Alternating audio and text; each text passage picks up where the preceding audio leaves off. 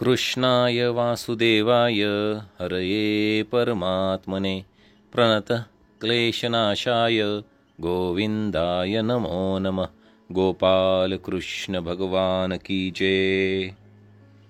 नमस्कार श्रोते हो, गरुड पुराणच्या अध्याय 7व्या मध्ये आपल्या सर्वांचे स्वागत।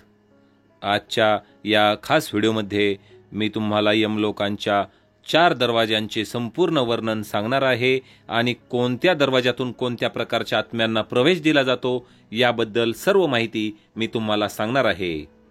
वैदिक आणि पुराणिक माहिती मिळवण्यासाठी व्हिडिओला जास्तीत जास्त शेअर करा आणि चॅनलला लगेच सबस्क्राइब करा। आपण जास्त वेळ न घेता व्हिडिओला सुरुवात करूयात। यमपुरी प्रचंड मोठी आहे, तिचा पूर्ण विस्तार आपण गरुड पुराणाच्या मागील भागामध्येच सांगितला आहे। आता मी तुम्हाला यमलोकांच्या 4 द्वारांचे संपूर्ण वर्णन देत आहे। पक्षीराज गरुड देवाला म्हणाले की हे परमेश्वरा, तू मला यममार्गाचे पूर्ण ज्ञान दिले आहेस, तू मला यमपुरीचा तपशीलही छान सांगितला। हे देवा, आता तूच सांग, यमपुरीला 4 दरवाजे का आहेत आणि ते दरवाजे एकच का आहेत की त्यांच्यात काही फरक आहे? कृपया माझी ही शंका दूर करा। हे पक्षीराज, तुमचा प्रश्न खूप चांगला आहे। हे प्रश्न मानव जातीसाठी फायदेशीर ठरतील। तुम्ही त्यांची व्यवस्थित उत्तरे ऐका। यमपुरीला एकूण 4 दरवाजे आहेत, पूर्व, उत्तर, पश्चिम आणि दक्षिण। या 4ही दरवाजांची स्वतःची वेगवेगळी वैशिष्ट्ये आहेत। सर्वप्रथम मी तुम्हाला यमपुरीच्या पूर्व दरवाजाचे महत्त्व सांगत आहे। यमपुरीचा पूर्व दरवाजा अतिशय सुंदर आहे। तेथे फडकणारे शेकडो ध्वज त्यांच्या सौंदर्यात भर घालतात। तो दरवाजा हिरे, नीलम, पुष्कराज आणि मोत्यांनी सजलेला आहे। तिथे गंधर्व आणि अप्सरांची गाणी आणि नृत्य होतात। त्या दरवाजातूनच देव, ऋषी, योगी, गंधर्व, सिद्ध ऋषी, यक्ष आणि विद्वान आतमध्ये प्रवेश करतात। उत्तरेकडील दरवाजा, या पुरीचा उत्तर दरवाजा घंटा, छत्र आणि विविध रत्नांनी सजलेला आहे। तेथे वीणा आणि वेणूंचा मधुर आवाज घुमतो। गीत, मंगलगान आणि ऋग्वेद इत्यादींचे पठण तिथे केले जाते। तेथे ऋषींचा समुदाय राहतो।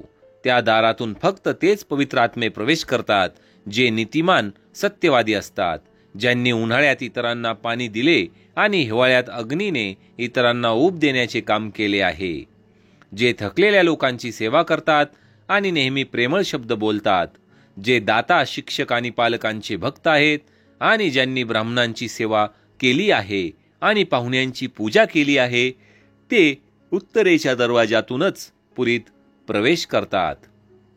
पुरी म्हणजे यमपुरी, लक्षात घ्या श्रोते हो। पश्चिम द्वार, यमपुरीचा पश्चिम महाद्वार विविध रत्नांनी सजलेला आहे। विविध रत्नांनी बनवलेल्या पायऱ्या तिथे आहेत। देवता त्या दरवाजाचे सौंदर्य वाढवत राहतात। ढोल, मृदुंग, शंख इत्यादी वाद्यांचा आवाज तिथे असतो। सिद्धचा समुदाय त्या द्वारावर नेहमी आनंदाने गाणे गात असतो। जो भगवन शिवाच्या भक्तीमध्ये मग्न आहे, ज्याने सर्व पवित्र स्थानांमध्ये स्वतःला लीन केले आहे, ज्याचे पंचाग्नीचे सेवन ज्याने केले आहे, ज्याने एखाद्या चांगल्या तीर्थस्थानावर किंवा कालिंजर पर्वतावर आपला प्राण त्याग केला आहे आणि जे स्वामी मित्र कल्याणासाठी समर्पित आहे। गायीच्या रक्षणासाठी मारले गेलेले ते शूर आणि तपस्वी पश्चिम दरवाजातून यमपुरीत प्रवेश करतात। हे गरुडा, आता मी तुला यमपुरीच्या अत्यंत क्लेशदायक आणि भयंकर दरवाजाचे वर्णन करत आहे। तुम्ही ते लक्षपूर्वक ऐका। त्या पुरीचा दक्षिण दरवाजा अतिशय धोकादायक आहे। तो सर्व प्राणीमात्रांच्या मनात भीती निर्माण करतो। तिथे सतत कोलाहल असतो आणि नेहमी अंधार असतो। तीक्ष्ण काटे, विंचू, साप, कीटक, लांडगे, वाघ, सिंह, कोल्हे, कुत्रे आणि गिधाडे त्या द्वारावर असतात। त्यांच्या तोंडातून अग्नीच्या ज्वाला बाहेर पडत असतात। जे पापी आत्मे आहेत तेच त्या मार्गाने प्रवेश करतात। जे ब्राह्मण, मूल, वृद्ध, रुग्ण, निर्वासित, स्त्रिया, मित्र आणि निशस्त्र लोकांना मारतात किंवा मारण्यास कारणीभूत असतात.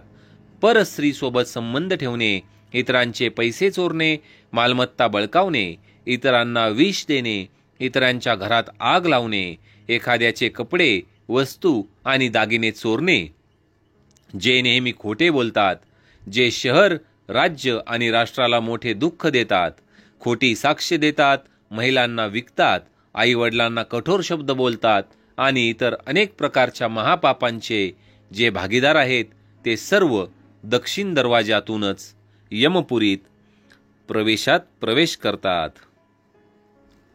हे खगेश, मला आशा आहे की मी सांगितलेल्या शब्दांनी तुझ्या या शंका सर्व नष्ट झाल्या आहेत. सध्या माणूस केवळ त्याच्या मानसिकतेमुळे आणि विचारांमुळे आपले जीवन स्वर्ग नरकात बदलतो. माणूस असा विचार करत नाही की जीवन केवळ मृत्यूपर्यंतच नाही, तर मृत्यूनंतरही आहे आणि वाईट कर्मांचे खरे फळ तर मृत्यूनंतरच मिळते. तुमचे ज्ञान वाढवणे आणि धर्माबद्दल तुमचे कुतूहल वाढवणे हाच आपल्या या व्हिडिओ मागील खास उद्देश आहे. जर काही चूक भूल झाली असेल तर क्षमा करावी. जाण्यापूर्वी कृपया व्हिडिओला लाईक करायला विसरू नका, कारण आपण विसरभोळे आहात हे मला माहीत आहे. अजूनही चॅनलला सबस्क्राईब केले नसेल तर चॅनलला सबस्क्राईब करा. विसरभोळ्या श्रोत्यांनो, चॅनलला सबस्क्राईब करा आणि व्हिडिओला जास्तीत जास्त शेअर करा. भेटूया लवकरच पुढील अध्यायात. गोपाल कृष्ण भगवान की जय.